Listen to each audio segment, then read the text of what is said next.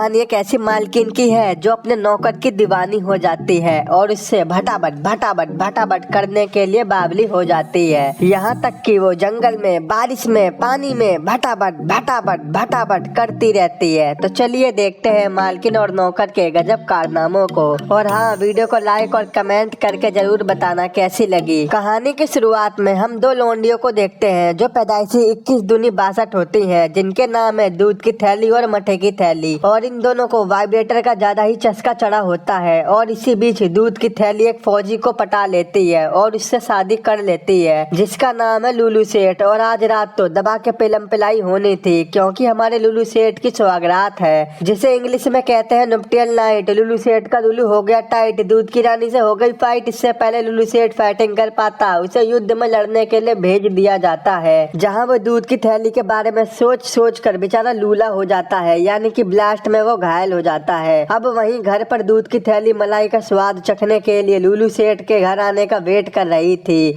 आज तो जम के भटाभट करूंगी। लेकिन जब लुलू सेठ घर पर आता है तो उसकी लुगाई को पता चलता है कि लुलू सेठ का कमर से नीचे तक का हिस्सा पैरालाइज हो गया है, यानी कि वो लूला हो गया है। और उसका हैंड पंप भी लूला हो गया है, जो अब कभी भी उछाल नहीं मारेगा। ये देख दूध की थैली फटी की फटी रह जाती है। अब मेरे कुएं से पानी की खुदाई कौन करेगा, क्योंकि पहली लुगाई और पहली ठुकाई जिसको नसीब ना हो उसका दर्द लाजमी है। खैर, इसके बाद ये दोनों अपनी गांव की पुरानी हवेली में आ जाते हैं, जहां पर दूध की थैली लुलू सेठ का बहुत अच्छे से ख्याल रखती है। उसे नहलाती है, धुलाती है, पिलाती है, खिलाती है, नचाती है, घुमाती है और उसके सारे शौक ए से जेड तक पूरे कराती है। लूले होने के बाद भी दूध की थैली उसे बहुत प्यार करती है। उसी रात दूध की थैली के खड्डे में अद्दे लेने का मन कर रहा था, इसीलिए वो अपने लूले पति का हाथ अपनी तितली पर रख देती है। ऐसे नहीं तो ऐसे कर दो, लेकिन कर दो। लेकिन लुलू भाई ऐसा कतई नहीं करते। ओ डैम, तो क्या करोगे भाई। अगले दिन दूध की थैली लुलू सेठ को बाहर घुमाने ले जाती है, जहाँ वो उससे कहता है कि मैं बचपन में यहाँ पर आकर हैंड पंप नचाता था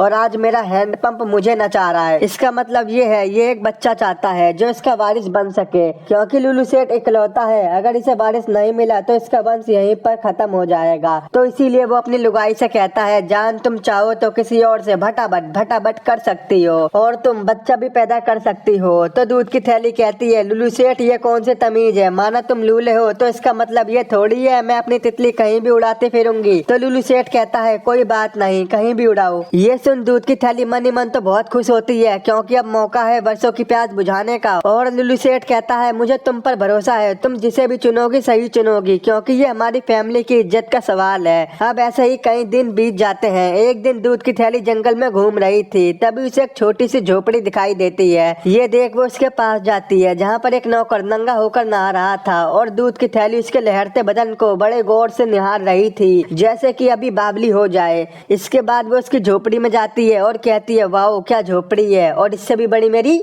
डैश डैश डैश। दूध की थैली कहती है, तुम यहाँ पर अकेले रहते हो। तो वो कहता, हाँ रानी साहिबा, क्योंकि मेरी करमजली लुगाई 1000 मर्दों से भटाभट कर चुकी है, जिसे मैंने कई सौ बार पकड़ा है, इसीलिए मैं अपनी ड्यूटी छोड़कर यहाँ रहने लगा। तो वो कहती है, ओ सिड गॉड, तुम्हारे साथ अच्छा नहीं हुआ। और वो उसके घर के बाहर से कुछ पीले फूलों को तोड़कर मुस्कुराते हुए अपने घर पर चली जाती है। अगले दिन ये फिर से वहीं पर जाती है, जहाँ वो उस नौकर को फट्टों में कील ठोकते हुए देखती है। ये देख उसका भी ठुकाई का मन कर जाता है और वो उसे पूरे इशारे देती है, आ बैल मुझे मार। लेकिन वो नौकर उसे घंटा भाव नहीं देता, तो वो भी वापस चली जाती है। अगले दिन दूध की थैली फिर से उसी झोपड़े में जाती है। वो एक तित्तिर के बच्चे को अपने हाथ में लेकर भावनाओं में बह जाती है, क्योंकि उसको भी एक बच्चा चाहिए था। इसीलिए वो ठुकाई मार को गले से लगा लेती है और ऐसे इशारे करती है कि ठुकाई मार भी उसके आगे पिघल जाता है। पर वो कहता है, मैडम मैं आपको मिनट से पहले पेल दूं, पर मुझे डर है कि आपके पति को पता लग गया तो मुझे नौकरी से ना निकाल दे। तो वो कहती है, ऐसा कुछ नहीं होगा। तो फिर ये दोनों भटाभट करने लग जाते हैं और काम खत्म करने के बाद वो आधे रास्ते तक छोड़कर आता है। अब दूध की थैली को फिर से दूध निकलवाना था, इसीलिए वो फिर से ठुकाई मार के पास जाती है। तो वो कहता है, दूध की थैली तू बार बार यहाँ पर आएगी तो तुझे कोई देख लेगा और मेरे में छेद कर देगा। तो वो कहती है, बस निकल गई हवा। तो वो कहता है, ना अटके से ना फटके से, फाड़ दूंगा झटके से।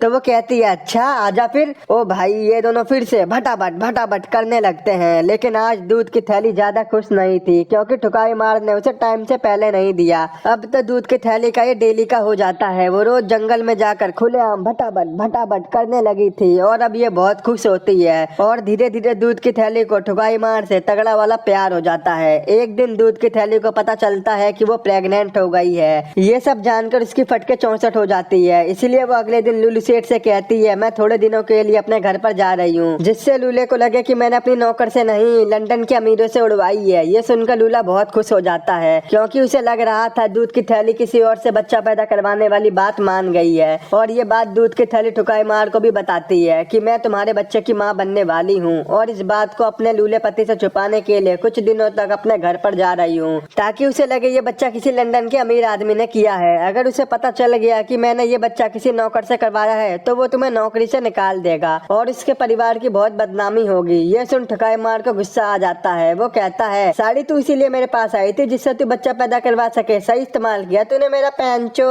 ये सुनकर दूध की थैली गुस्से में वहाँ से चली जाती है और वहाँ पर अपनी डायरी भूल जाती है। वो उसे खूब आवाज मारता है, लेकिन दूध की थैली वहाँ पर नहीं आती। अब घर पर ठुकाई मार की याद आने की वजह से वो फिर से ठुकाई मार के झोपड़े में जाती है और उससे सॉरी कहती है। वो कहती है, मैं तुमसे बहुत प्यार करती हूँ और इसीलिए मैं लुलू सेठ को तलाक दे दूंगी सिर्फ तुम्हारे खातिर। तभी बारिश होने लगती है और दूध की थैली खुलेआम धड़ंगी होकर नहाने लगती है। ये देख ठुकाई मार से रहा नहीं जाता, वो उसे बारिश में बजाने लगता है। वहीं दूध की थैली को ढूंढते हुए उसकी नौकरानी जंगल में पहुंच जाती है, जो उन दोनों को एक साथ जंगल में नहाते हुए देख लेती है। ये देख उन दोनों की फट जाती है। अगले दिन दूध की थैली की बहन मट्ठे की थैली उससे मिलने आती है और वो दोनों दबा के मौज मस्ती और पिलाई की बात करती हैं और मजे मजे में दूध की थैली अपनी बहन को ठुकाई मार से ठुकाई करवाने वाली बातों को बता देती है। ये सुन मट्ठे की थैली को ये बात बिल्कुल भी हजम नहीं होती। वो कहती है, बहन तुझे एक नौकरी मिला था क्या, इससे अच्छा तू अपनी पिंकी पिटवाती ही नहीं। तो वो कहती है, दीदी वो बहुत मस्त है और उसका घोड़ा उससे भी मस्त है, आओ मैं तुम्हें उससे मिलवाती हूँ। फिर वो दोनों ठुकाई मार के झोपड़े में आती हैं, जहाँ पर मट्ठे की थैली कहती है, मैं तुम दोनों को क्या नाम दूं और तू ठुकाई मार, तूने सोचा है जब तेरी नौकरी चली जाएगी तो तू दूध की थैली और उसके बच्चों को कैसे खुश रख पाएगा। सिर्फ ठुकाई ही प्यार नहीं होता, ये कोई रिश्ता नहीं है, अब तू सोच ले जरा। और ये बोलकर वो चली जाती है। तो फिर दूध की थैली कहती है, मेरी बहन पागल है, तुम इसकी छोड़ो, चलो आ जाओ। फिर क्या, ये दोनों भटाभट करने लग जाते हैं। अगली सुबह दूध की थैली अपनी बहन के साथ लंदन चली जाती है, जहाँ पहुंचकर वो हमेशा ठुकाई मार की यादों में खोई रहती थी।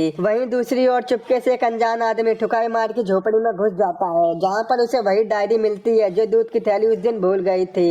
इस डायरी से वो अनजान आदमी ये अंदाजा लगाता है कि दूध की थैली उस नौकर से अफेयर चला रही है और ये बात वो आदमी पूरे शहर में फैला देता है, जो बात लुल्लू सेठ तक भी पहुंच जाती है। तो फिर वो ठुकाई मार को बुलाता है और उससे कहता है, साले मेरी जमीन पर रहकर मेरी लुगाई ठोक रहा है और पूरे शहर में मेरी बदनामी करा रहा है, शाम तक यहाँ से गोली हो जाइयो। ये सारी बातें हवेली की नौकरानी दूध की थैली को बता देती है कि ठुकाई मार को नौकरी से निकाल दिया गया है और पूरे शहर में तुम्हारी चर्चा है। ये सुनते ही वो लंदन से सीधा हवेली में पहुंच जाती है। वो सबसे पहले ठुकाई मार की झोपड़ी में जाती है, जहाँ वो सामान पैक करके वहाँ से जाने की तैयारी कर रहा था और कहता है, मैं जल्द ही तुमसे जरूर मिलूंगा। ये सुन दूध की थैली बहुत रोती है और अब बहुत उदास हो जाती है। फिर वो लुल्लू सेठ से मिलने जाती है तो वो कहता है, तूने मेरे साथ ऐसा क्यों किया, तूने तो मेरे खानदान की नाक कटवा दी। तो वो कहती है, तूने ही तो कहा था। तो लुल्लू कहता है, साड़ी ये नहीं कहा था कि नौकर को भी लपेट लो, मैंने कहा था तुम्हें बच्चा पैदा करना है लेकिन किसी रईस आदमी से, लेकिन तुमने तो नौकर को ही लपेट दिया। तो वो कहती है, हाँ हाँ चल ठीक है, तलाक दे दे फिर। ये बोलकर वो वापस लंदन चली जाती है, जहाँ वो ठुकाई मार की यादों में खोई रहती थी और वहाँ के लोग उसे घूरते रहते थे, ये देखो ये रही इज्जत लुटारू। कुछ महीनों बाद जब दूध की थैली अपनी बहन के साथ बैठी हुई थी, तब उसे एक लेटर मिलता है जो ठुकाई मार का था, जिसे उसने ढूंढ लिया था और अब ठुकाई मार अमीर हो गया था। वो सीधा दूध की थैली से मिलने आता है और ये दोनों मिलकर बहुत खुश होते हैं। यहीं पर इस मूवी का एंड हो जाता है।